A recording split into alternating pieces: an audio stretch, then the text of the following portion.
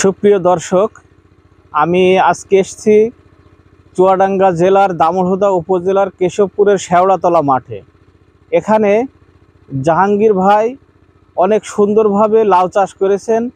আপনারা দেখছেন যে লাউয়ে পরিপূর্ণ এই ক্ষেত তিনি কিভাবে তৈরি করেছেন এবং কিভাবে তিনি এত পরিমাণে লাউ ধরালেন, আমরা সেই জাহাঙ্গীর ভাইয়ের কাছ থেকেই জানবো।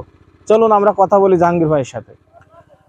সুপ্রিয় দর্শক, এখন আমরা কথা বলবো 3G কাটিং করে যে ব্যাপক ফলন পাচ্ছেন সেই জাহাঙ্গীর ভাইয়ের সাথে। আমরা এখন কথা বলবো। জাহাঙ্গীর ভাই, আসসালামু আলাইকুম। ওয়ালাইকুম আসসালাম রাহমাতুল্লাহি ওয়া বারাকাতুহু। কেমন আছেন? আলহামদুলিল্লাহ, খুব ভালো আছি ভাই। তো এখন আপনি এর আগে কিন্তু আপনি ভাইরাল হয়ে গিয়েছিলেন যে আমরা দেখাইছিলাম হচ্ছে সেই চাল কুমড়া চাষ। তো জাহাঙ্গীর ভাই এবার চাল কুমড়া চাষ করেছিল, তারপরে এখানে এখন সেই জমিতে আমরা দাঁড়িয়ে আছি। তো জি জি, এবার হচ্ছে জাহাঙ্গীর ভাই করেছে লাউ চাষ এবং এটা করেছে 3G কাটিং। জি, তো 3G কাটিং আমরা সম্বন্ধে বলবো যে এই দেখছেন না ব্যাপক লাউ বাগানে এসছে, সেটাও দেখাবো। আর আমরা লাউ চাষের আজকে বিস্তারিত আপনাদের কিন্তু এই জাহাঙ্গীর ভাইয়ের কাছ থেকে আমরা আপনাদেরকে জানাবো। তো জাহাঙ্গীর ভাই, প্রথম যখন এই লাউ চাষ করবে একটা কৃষক, তখন সে বীজ কিনবে কতটুকু? বীজ যদি নতুন উদ্যোক্তা যদি চাষ করে, আপনার বীজ হচ্ছে 3 প্যাকেট নেওয়া লাগবে। 3 প্যাকেট? 5 গ্রামের প্যাকেট 3টে নিলে হবে। আপনার 3 প্যাকেটে বীজ হবে এখানে 150। জি, 150 বীজ যদি চারা দেয় তাহলে 100 মতো লাগে এক বিঘি। 100 মতো লাগে। 8 হাত বাই 8 হাত লাগালে 100 চারা লাগে। তাহলে প্রথমে কি জমিতে এসে বীজ লাগিয়ে দেবে নাকি? না না না, বীজটা হচ্ছে কেনার পরে বীজটা হচ্ছে 12 ঘন্টা ভেজাতে হবে। ভেজানোর পরে ওই বীজটা হচ্ছে কলাতে দিতে হবে। কলাতে দেওয়ার পরে আপনি যখন কলি যাবে তখন হচ্ছে বীজটা হচ্ছে পলিব্যাগে দিতে হবে। পলিব্যাগে দেওয়ার পরে মনে করেন 15 থেকে 20 দিনের চারা হচ্ছে আপনি রোপণ করবেন জমিতে। তাহলে সুপ্রিয় দর্শক, আপনারা প্রথমে বীজ নিয়ে আসবেন। পিস যদি কেনেন 100 মানে 150 পিস, কেন যে এখানে কিছু হয়তো আপনার মিসিং হতে পারে, কিছু চারা দুর্বল হতে পারে। যেহেতু সবল চারাগুলো আমরা লাগাবো, সেই হিসাবে আপনারা 150 প্যাকেটে আপনারা হচ্ছে বীজ দেবেন বা 100-এর উপরে দেবেন। 100 যেহেতু আমার গাছ লাগবে, টার্গেট হচ্ছে 100। হ্যাঁ। তো আপনারা যখন চারাটা দেবেন তারপরে 20 দিন পরে আমরা মূল জমিতে লাগাতে পারি, রোপণ করতে। এবার মূল জমিতে আমরা রোপণ করলাম। রোপণ করার পরে পরিচর্যাটা একটু বলেন। রোপণ করার পরে পরিচর্যা আপনি যখন লাগাবেন বীজটা, যখন চারাটা লাগাবেন তখন হচ্ছে জমিটা চাষ দিয়ে সুন্দরভাবে চাষ দিয়ে তারপরে যে মাদা করতে হবে। মাদা যেটা হয় মালা, এক এক এলাকার এক এক ভাষা, আমাদের এলাকায় থানা বলে। মাদাটা গভীর সাধ্য সুন্দর করে তৈরি করতে হবে। তৈরি করার পরে নিয়ম হচ্ছে সপ্তাহখানেক রেখে দেওয়া। সপ্তাহখানেক রেখে দেওয়ার পরে আপনি চারাটা রোপণ করবেন। সপ্তাহখানেক পরে? হ্যাঁ, সপ্তাহখানেক পরে চারাটা রোপণ করবেন। বইতে যদি রস থাকে তাহলে 2 দিন পরে সেচ দিয়ে দিলেন। তারপরে আমি চারাটা রোপণ করলাম। রোপণ করার পরে আমরা যে সারটা দেবো, সারটা কয়দিন পরে দেবো? ওই সারটা হচ্ছে 10 থেকে 12 দিন পরে দিলে ভারে হালকা ডোজে দিতে হবে। 10 থেকে 12 দিন পরে 1 বিঘা জমিতে কতটুকু সার লাগবে? 10 থেকে 12 দিন পরে যদি আপনি দেন তাহলে মনে করেন ওই 15 কেজি মতো দিলে হবে। তারপর সার দেবেন আপনি পরের ডোজে। না, 15 কেজি আমরা কি সার দেবো? 15 কেজি ওইটা মনে করেন ফসফেট, পটাশ। ফসফেট কতটুকু?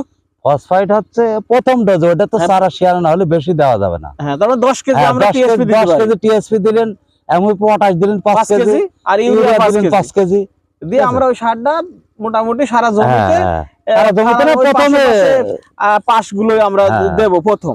তারপর দ্বিতীয় ডোজ যখন দেবেন, কতদিন পরে দেব? দ্বিতীয় ডোজ যখন দেবেন তখন মনে করেন ফের ওই 10 থেকে 15 দিন যাবেন।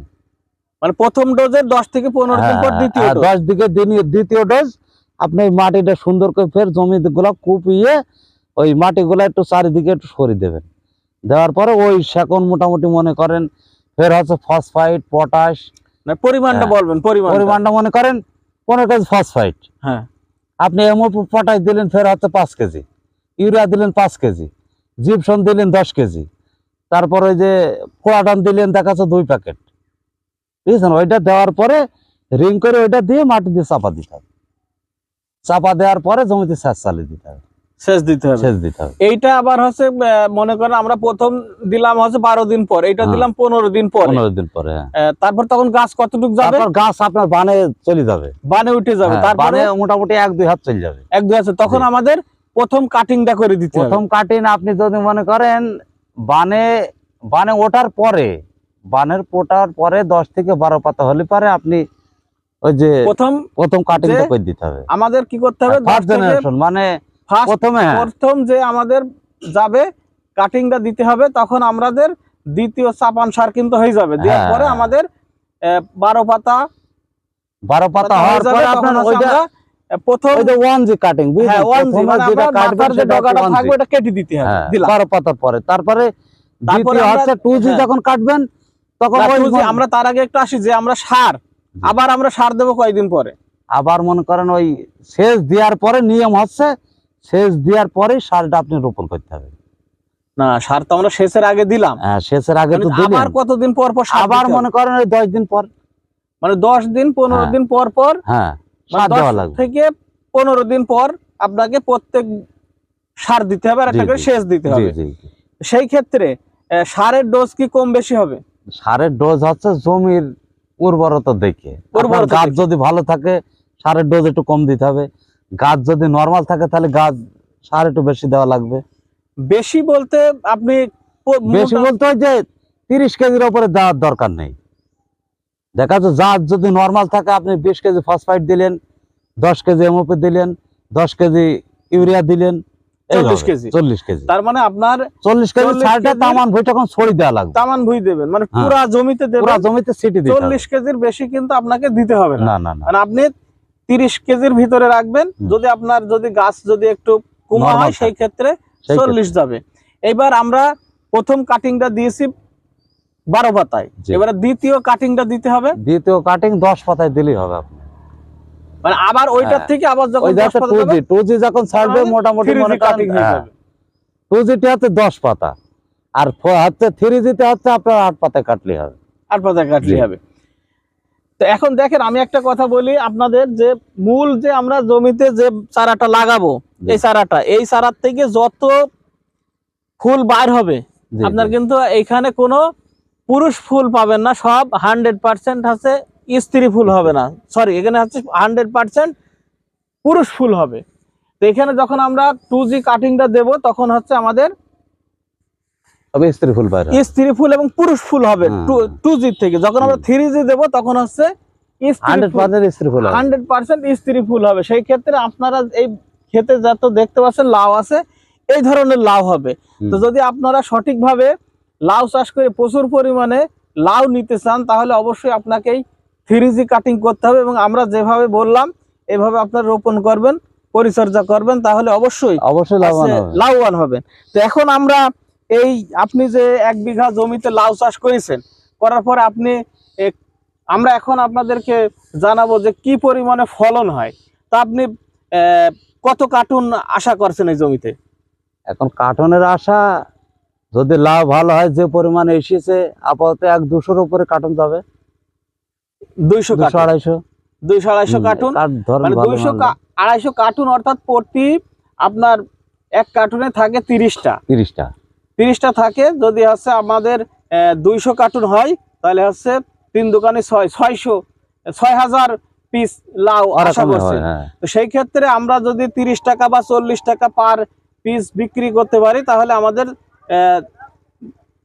1.5 থেকে 2 লাখ টাকা বিক্রি করা যায়। বাজার মূল্য ভালো থাকলে 1.5 থেকে 2 লাখ টাকা আরামে বিক্রি হয়। এখন আপনি কত করে বিক্রি করছেন? এখন 35-40। তো সুপ্রিয় দর্শক, বাজার ভালো আছে, লাউ চাষ করতে পারেন, একটা লাভজনক ফসল। তো ঠিক আছে, ধন্যবাদ। তো এই জাহাঙ্গীর ভাই যেভাবে লাউ চাষ করেছে, আসলে এইভাবে যদি আপনারা লাউ চাষ করেন আশা করি লাভবান হবেন। আপনারা যদি কোনো লাউ চাষ করতে চান অবশ্যই এই 3G কাটিং করে আপনি লাউ চাষ করবেন, তাহলে লাভবান হবেন। আর আমাদের ভিডিওটি দেখে যদি আপনি এতটুকু লাভবান হন সেটি আমাদের সার্থকতা। আর যদি এই ভিডিওটি ভালো লাগে তো অবশ্যই আপনি এই ভিডিওটি শেয়ার করে অন্যজনকে দেখার সুযোগ করে দিন।